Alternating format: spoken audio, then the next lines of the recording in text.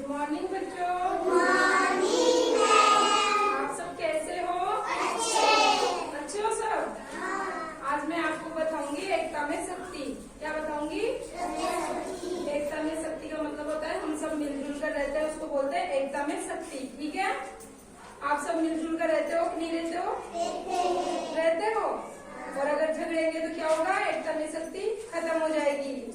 और मिलजुल कर रहेंगे तो अच्छा रहेगा, है ना? कभी लड़ना झगड़ना नहीं चाहिए। चलो इधर देखो आप सब, मैं कहानी सुनाती हूँ। कहानी के माध्यम से आपको बताऊंगी एकता में शक्ति। ठीक है, सब सुनोगे ना? एक बार एक बूढ़ा किसान था। कौन था? बूढ़ा किसान था। उसके 4 पुत्र थे। कितने थे? 4 पुत्र थे। वो चारों आपस में लड़ते थे, झगड़ते थे, है ना? और लेकिन वो चारों मेहनत बहुत करते थे, परिश्रमी थे। क्या थे? परिश्रमी थे। आसपास के लोग सब उनकी बड़ाई करते थे कि बहुत मेहनती है चारों भाई, लेकिन उनकी बुराई भी करते थे। क्यों? क्योंकि वो आपस में बहुत झगड़ते थे। क्या करते थे? झगड़ते थे, है ना? एक दिन बूढ़ा किसान बहुत बीमार हुआ। क्या हुआ? बीमार हुआ। उसका अंतिम समय, उसको लगा कि मेरा अंतिम समय नजदीक है, तो अपने चारों पुत्रों को बुलाया सबको, और एक 10 लकड़ियों का एक गट्ठर उनके हाथ में दिया। सभी को बोला एक एक मुझे तोड़ के दिखाओ इसको। तो पूरा लकड़ी का गट्ठर था, उसको एक भी बेटे ने नहीं तोड़ सका क्योंकि वो ज्यादा था गट्ठर। तो सब बेटों ने बोला कि पापा हमारी बस की बात नहीं है, हमसे नहीं टूटेगा। ठीक है, तो पापा ने, उनके पिताजी ने बोला चलो एक एक लकड़ी निकाल लो सब चारों।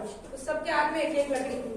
अब बोले कि इनको तोड़ के दिखाओ, तो सब लड़कों ने एक एक लकड़ी को आसानी से तोड़ दिया। तोड़ दिया तो उनके पिताजी पता है क्या बोले कि अगर तुम सब मिलजुल कर रहोगे तो आप आपस में लड़ोगे झगड़ोगे नहीं, और आपस में मिलजुल कर रहोगे तो अच्छा रहेगा। और अगर मिलजुल के नहीं रहोगे तो जैसे लकड़ी, एक लकड़ी थी उसको तोड़ दिया तो आपको हर कोई क्या करेगा? परेशान करेगा। क्या करेगा?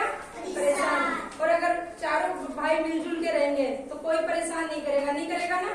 तो चारों पुत्र क्या बोले कि पिताजी आज हमें समझ में आ गया कि हमें किस तरह से रहना है। हमें आपस में मिलजुल कर रहना है, आपस में लड़ना झगड़ना नहीं है।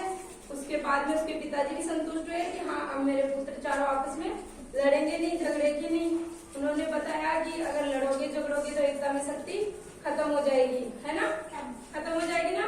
और आपस में नहीं लड़ेंगे झगड़ेंगे तो क्या होगा? एकता में शक्ति रहेगी ना?